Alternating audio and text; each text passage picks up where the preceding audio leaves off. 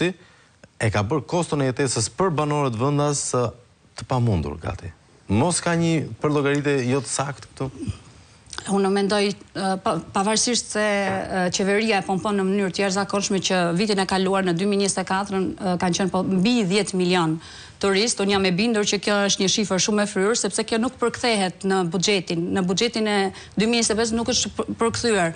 Nëse ne do kishim 10 milion turistë, sikur këta me low cost të bëjnë një ta hanë në përmenca ose të kenë një në përmarketet të blenë, mos të shkojnë që të byreqeve. Po, të byreqeve, e supozojmë që këto do harxojnë të paktën për 4 ditë, që do të marrim një mesatare, do harxojnë 200 euro. Kështu që i bie që të kemi një shifër shumë të madhe të kthyer në buxhet. Gati 2 miliardë euro. Gati 2 miliardë euro, ndërkohë mund të marrim një TVSH të mbledhshme gati 400 milion euro, që në fakt kjo nuk përkthehet. Mirëpo, ne shohim që kemi një rritje të paramendshme të qirave, që nëse marrim zonën e Freskut, që po marr disa zonë fresk, zona Stir, një apartament 1+1 ka shkuar. Zona dikur shumë të lira. Që ndoshta para 3 vite, 5 vite, mund të them kanë qenë 300 euro, një qira 200 euro, 300 euro, sot e kemi 500 euro dhe është e pamundur që ta gjesh në kushtet që shqiptarët kërkojnë. Gjithashtu mendoj që pjesa e hoteleve të cilat janë lënë me Airbnb, pjesa e shtëpive, ndoshta edhe kjo ka ndikuar, por ka ndikuar edhe në rritjen e çmimit, duke qenë që qeveria vitin e kaluar ka futur taksa në 15%. Dhe kjo normalisht që ka një rritje, një fryrje të çmimit, se kjo do shkojë direkt te klientët e turizmit. Gjithashtu një problem shumë të madh në fakt për pjesën e rritjes çmimeve, dua të them diçka personale, po kaloja një ditë në Porcelan dhe pyeta për të marrë një ambient biznesi 20 metra katror.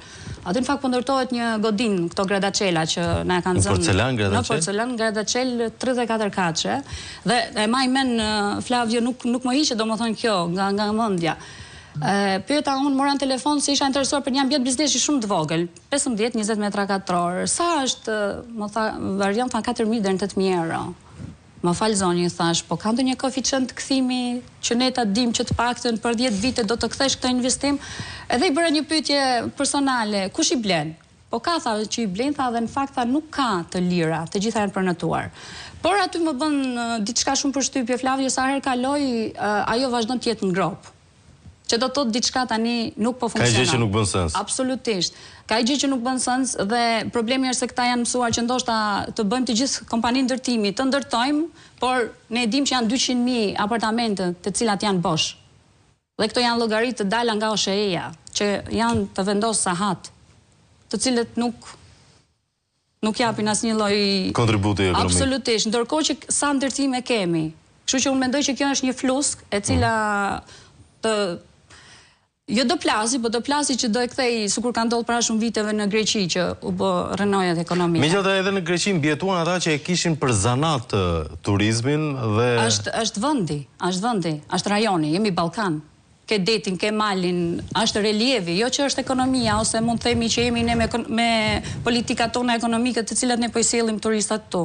Megjithatë, nëse qeveria ka këtë strategji kaq të madhe ndaj turizmit, pse nuk favorizon më shumë sipërmarrës profesional të turizmit, siç është rasti i gjithë shoqatës që përfaqëson Qerenishti apo edhe shoqatave tjera, por nuk i shohim këto të janë protagoniste të kësaj industrie, shohim o parcelat vogla ose sigurisht investitorë strategjik të çuditshëm. Në fakt unë mendoj që nëse do shkonte të gjithë zërat nga buxheti do shkonin tek sipërmarrësit ose tek investitorët në mënyrë që të rritet ekonomia, nuk do kishim fare këtë gapin e diferencës që kemi 10 oligarkë të cilët po bëjnë namin në ekonominë shqiptare dhe pjesa tjetër unë mendoj që vetëm kostoja që tha zotria tani i Fafës, kostoja një sipërmarrësi për të rekrutuar punëtor të huaj është një shumë marramendse.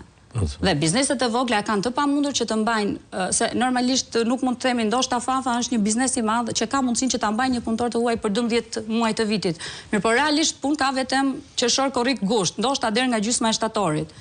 Që do të thotë të rekrutosh punëtor të huaj është një kosto marramendse për bizneset.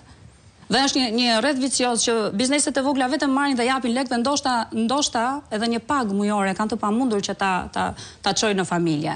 Kështu që mungesa e punëtorëve është një problem shumë i madh për sipërmarrjen dhe për bizneset aktuale në Shqipëri. Sidomos për pjesën e bizneseve të vogla.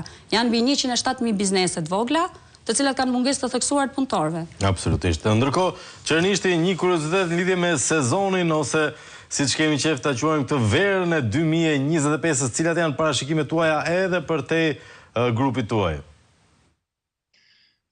Mendoj që faktikisht vera, domethënë këtë vit po fillon me vonesë, do të thotë duhet të filluar që në 15 maj